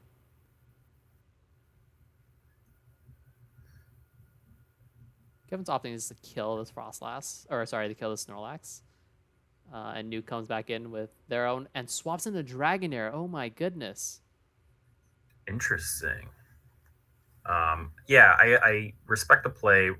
You don't want Nuke to farm down the opposing Frostlass, obviously, if you're Kevin, because that's just so much energy. Look at your third Mon B. Um, Cilio? yeah, no, that's a great point. Like, Um, what's the third mod now? you would think it's something that can deal with Frostlass, given that Kevin hard swapped, but I guess time will tell. Um, Yep. Nuke is going to eat some of these, low damage charge moves on the Credilli, Yep. gaining a ton of energy in the meanwhile. Got a little lucky with the full bullet seed sneak through in that throw, which might come in play. I mean, like Cradily is such an energy greedy Pokemon that it really does want every Yeah, bullet seed's worth of energy they can get. Up 2 shields to 1. Both Mons in the yellow on our side, and it's Cradily in the back. Interesting, interesting. even shields. We're up on energy here. We're going to get a nice big grass knot off before probably trying to We're bring the up we're up Frostlass one back shield. in. Oh, Yeah. 2 shields to 1. Yeah, excuse me. Um, You see Nuke kind of yeah, this is thinking maybe I can go for a Stone Edge, opts against it, taps on that Grass Knot. Probably just saying I want you to throw, and I'm going to 2 shield my Frostlass. It's looking like the strategy? Yeah, looks like that. 2 shield 2 shield Frostlass. Frostlass is almost never a bad strategy, right? A, You've seen the entire line. yeah, a tale as old as time. Yep. Yep, opts to throw instantly. Don't want to eat any amount to save those shields. And then we just need to deal with the Frostlass with no shields left. Is that correct? Yep. Yeah. Yeah. So this is very, very clean. A little bit, I guess, like, again, a little bit heated at the moment. It's really hard to tell. But I was wondering what the idea behind that Dragonair swap was. If that was maybe a misplay, or if Kevin identifying that his only win con was to use that Dragonair to get some damage on the Frostlass. So it's like really, really hard to really think what other people were thinking of at the time, but well played by both sides. And so we set up a deciding match. It is 8-10. So that means Warner has to go 3-0 in Celestial. So why don't we just get right to it? Let's get to it. Correct me if I'm wrong, but I feel like historically in this position, we've not been able to convert these sort of 8 to 10 deficits into wins. I remember one time, I think in sometime in season 2, I was in this position, and it's tough. Yeah. You have to win every game. That means your comps have to be, on point. You can't lose the rock paper scissors, right? Yeah. So all respect to Warner, whatever outcome we see here, but yeah, these are some of the most tense matches you can see in factions. On the flip side, if you're up 10-8, you're thinking, I cannot choke this. I just need to win one game. So there's a lot of pressure on the 10 person, on the 10-point battler than you would think. I mean, like, obviously you'd rather be in that position. All you have to do is win one as opposed to having to be perfect. But there's quite a bit of pressure knowing that you're still in line for a monumental collapse. And I mean, monumental is probably the wrong word. Like this, like 8-10 flips happen quite a bit in factions, but there's a lot of pressure knowing that you're ahead. All you need is one win, and you got to pull it out somehow. So talking about comps, Warner is rocking Drapion, Shadow Dragonite, Cresselia, Shadow Politoed, Snorlax, Shadow Snorlax, and Lycanroc. So 3 Shadow types. Theramons.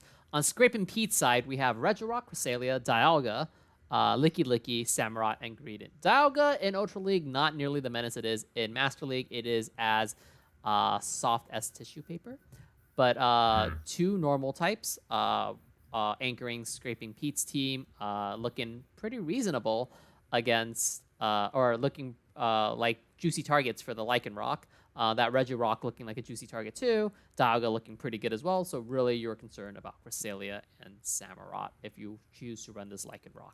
So I think going into this battle, Warner is thinking, my Lycanroc is really good.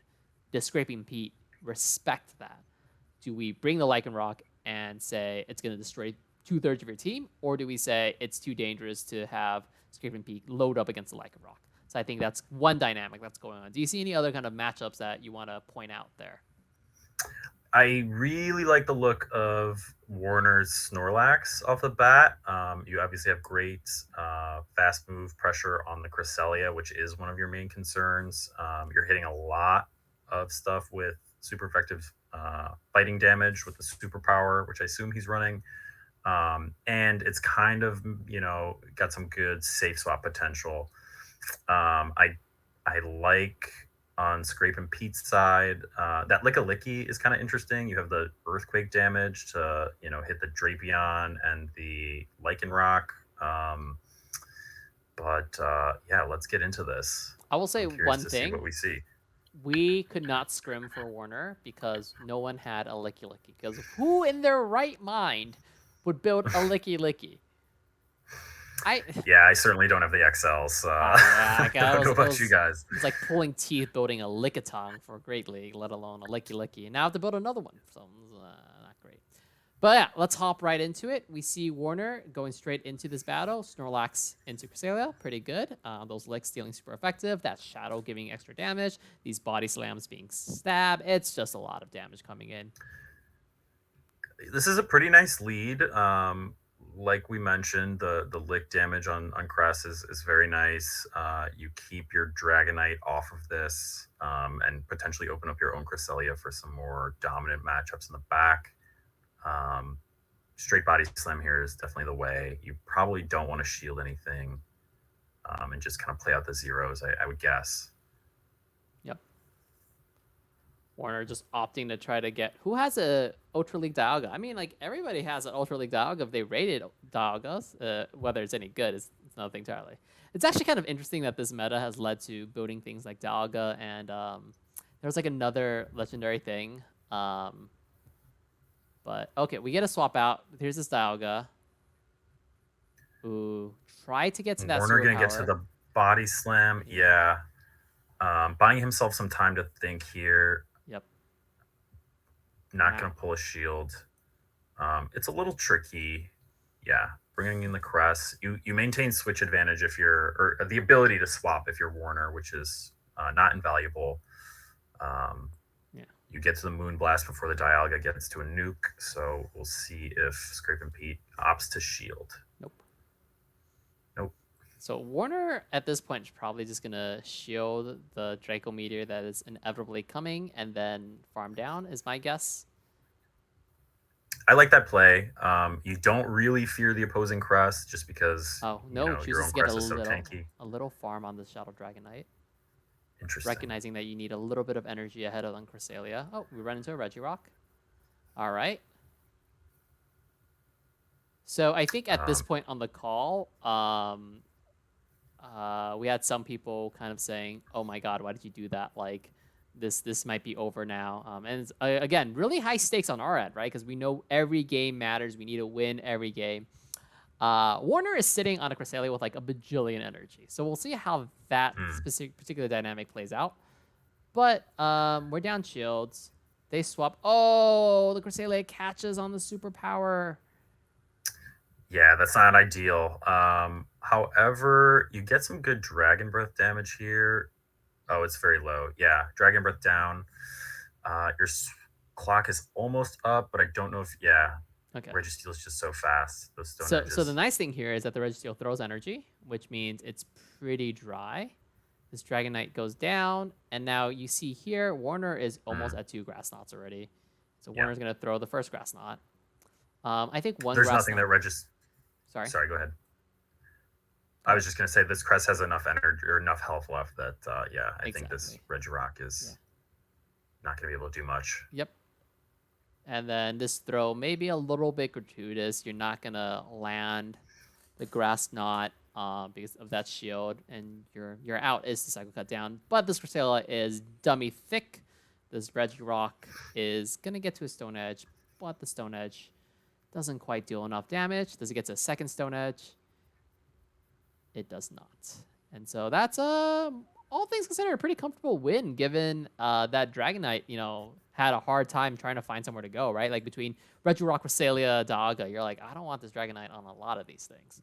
But it's true, but on the flip side, Warner's Cresselia was really nicely positioned once the Snorlax kind of took care of Pete's Cresselia, right? Because Definitely. the Dialga came in, and without that Dragon Breath damage, there just wasn't a lot that was threatening Cress. So Definitely. really nice win by Warner, very clean, keeping us alive here in the late stages of the bout. Game 2. So 1/3 of the way there. Warner needs 2 more wins. Yeah. So now we have Shadow Snorlax into the Samurott. Warner points out that no Drapion on the opposing team means Cress is basically free. So Warner recognizing that even there, Cresselia is very, very, very good into the team. Of course, you still have to worry about the normal types, but Cresselia is thick enough that it does tangle much better against the normal types than it would against, say, a Drapion that can really churn out those super effective crunches. Yeah, absolutely. And Warner running back the Snorlax lead, which is pretty nice because it's sort of just this big, mask to the rest of the comp, right? You can really put anything behind Snorlax here and just play the zeros. And um, yeah, it's nice that the Crest Oh, isn't. Ooh. you see that? It survived just enough to be able to throw. Of course, Scraping Pea catches on this Regirock, but that means we can just throw this Politoed onto the Regirock. Politoed getting to that Weather Ball at insane speeds, basically every 4 mud shots. I love the Shadow Politoed pick here from Warner. I'm a big Politoed guy myself, but in Ultra League, the Weather Balls are just a little lacking. So that Shadow, you get a little bit of extra oomph. Still a really bulky Mon, so the perfect Regirock hard punish here. And even here, like if your Politoed's goal is to beat up on this Regirock, recognizing that the bulk of Regirock's damage is coming from those charge moves, like Shadow, non-Shadow doesn't really matter in terms of how many charge moves you can eat. It may matter in some situations. I bet Warner looked into it enough to say, yeah, I think the Shadow's the right way to go, but definitely come into play on the attack side of things where it can just deal so much more damage to the Regirock than you would from the regular counterpart. Absolutely. Gonna beat the Samurott to a move. And this is looking pretty nice for Warner here. Yes. Because you still are going to be able to get off a little bit of Weather Ball damage, and then you just have a Crest Mirror in the back. All shields still up. Well, yeah. Well, You even now get you have a shield the advantage. Snorlax. Yeah, get the Snorlax a debuff. This Cresselia needs to throw, so it's going to be close to 0 energy when it goes into the other Cresselia. But this is like pretty much going to be the slowest win ever. Yeah, that's Ultra League for you. Yeah. Warner recognizing if he just saves 2 shields for his own Cresselia, there's almost no way to lose this one. Exactly. And I think the correct play here is if the Cresselia is slightly chipped, you want to just go Grass Knots. If it's not slightly chipped, I think you do need to go Moonblast. I don't remember where the break-off point is, but Warner just going straight Grass Knots here, I believe. Doesn't need a shield just yet. But this is going to be us sitting here for like 3 minutes. A whole nother. I'm looking at the clock. We have a whole minute of this, folks. Strap in. I mean, some of it could be like the animation or something like that, but yeah, it's gonna be a while. It's gonna be a long time. These Grass Knots doing not a lot of damage, but just enough. Warner says he would fast forward. Honestly, no, we're gonna watch this all. We're gonna talk about life. We're gonna. We gotta savor this. This is this is 10-10 right here. I'll be curious to see if Pete brings out that Licky. I feel like he needs, anything he can get to sort of check this Cresselia. Yeah, this Cresselia has run roughshod over the last 2 games, yeah? Yeah, maybe even the Greedent, given that we saw a Politoed from Warner. But, I mean, that could also open things up for Lycanroc a little bit. I guess we'll see. And so that's really good foreshadowing. The question is, are we going to see the Lycanroc now? We notice on both sides, we recognize that there's really no point. I think, like, again, if this were not faction, Scraping Pete would have just top left it at this point. But, playing it out to the bitter end, maybe Warner lags, you get a replay. I don't know, something weird. But going to game 3, we see Lycanroc straight into this Regirock, which is exactly where you want to see the Lycanroc. Lycanroc is going to go beat up some stuff. Scraping Pete opts to stay in. Interesting choice. Warner just goes straight for the Psychic Fang, saying, hey, look, I'm going to debuff you. I'm going to deal more damage to you. Regirock, obviously, is going to be weak to these counters, but it's still plenty thick. Now, the question is, Warner respect to Focus Blast, instant shields. Yeah, he says it's going to be a Focus Yeah, Blast. I really like this play so far from Warner. He's recognizing because Pete's staying in with this Regirock, he's probably weak to this in the back, and we see the Greedent swap. So yes, he is. Spending shields on Lycanroc, I think, is the way to go. Pete making a nice play and eating one Psychic Fangs before leaving, sort of neutralizing the debuff. And we see the counter swap. Ooh, interesting, Oh, interesting.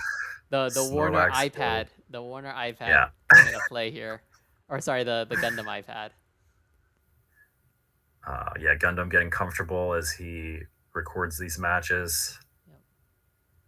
So interestingly, you also different Regirock. Yeah, the Regirock I think this time was shiny. The last one was not, or vice versa. I don't remember exactly. Oh, I didn't even catch that. Yeah, I think we caught it during the battle, but it doesn't really matter. But interesting play. We see the debuff Psychic Fangs into this Shadow Snorlax. Shadow Snorlax is still soaking up damage, still doing pretty good. Warner's gonna go for 2 superpowers. It seems like. Yep, superpower number 1, going at it, just really denting in this Greedent so that the Lycanroc can maybe clean up here. Scraping Pete says, I need to protect this. Does Warner try to save the energy? Nope. Warner says, I need to save the shield for the Lycanroc. Eats the body. I like this play from Warner because, I mean, you have 2 things that can kind of handle the Regirock in the back.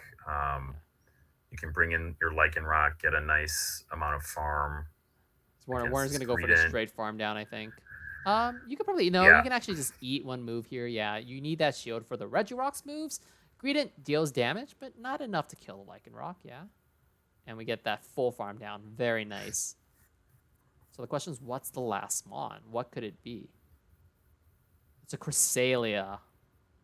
And so this is looking pretty good for us, actually. Like Cresselia, Warner gets 1 crunch, swaps out instantly. We're up. We're even shields. I think Scraping Pete might just go for a Moonblast, pray for a debuff, and then swap out to Regirock. Maybe that's his win con. Yeah, it's gonna be tough for Pete. Landing that crunch was huge, but also, I mean, Pete's in a tough spot because if he shields that, then Cress kind of just cruises through this end game. Exactly. Nice play by Warner to go a couple Cycle Cups deep before throwing this Grass Knot, recognizing that you need to keep a little bit of energy so that you can tangle with that Regirock in the back. This time says, all right, now it's time for me to apply the I was gonna say killing blow, but I don't know if a Grass Knot from Cresselia is a killing blow. No, we need like 4 more. Yeah. But this is looking very good. Cress is going to be able to get some grass damage off on that Regirock in the back. We have counter damage and energy, I think, on this Lycanroc. This is looking like a comeback, folks. Yeah, so let's see if Warner can convert. Warner throws his Grass Knot, has the shield. Do we swap into Lycanroc? No, we do not. Warner says he went straight Grass Knot in case of a catch too. Definitely, I think the Grass Knot's the right play in general, but like doubly so with the catch.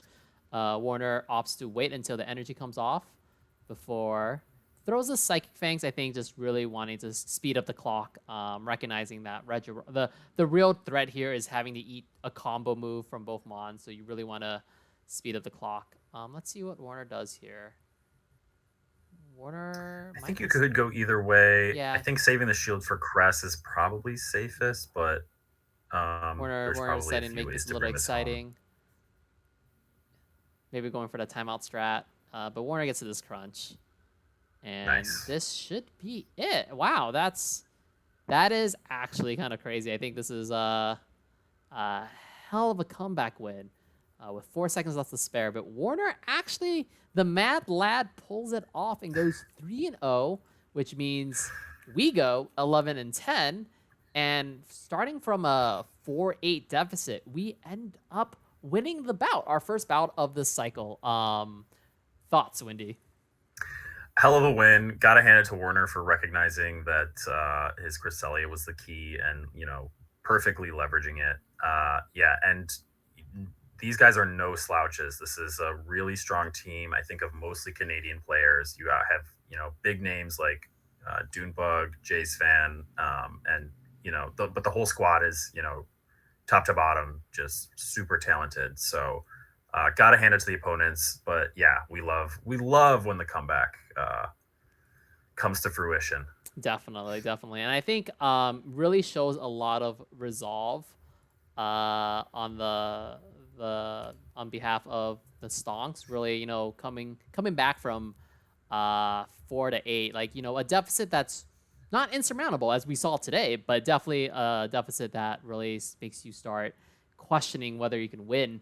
And no problem at all. We rip off a 2-1 in Great League, a 2-1 in Primeval, and finally cap it off with that 3-0 in Celestial. And Teddy says poggers, which is, I guess, a very appropriate thing to say now. But next week, we have a very special bout coming up, always near and dear to our heart, the Crosstown Classic between the Evanstonks and the Chicago Stars. I think the lifetime record's a 2-1. I'm not 100% sure, but we definitely beat them once. They definitely have beat us once, I think twice. I think 2-1 is correct, but yeah, this is always my most anticipated bout going against our fellow Chicagoland players.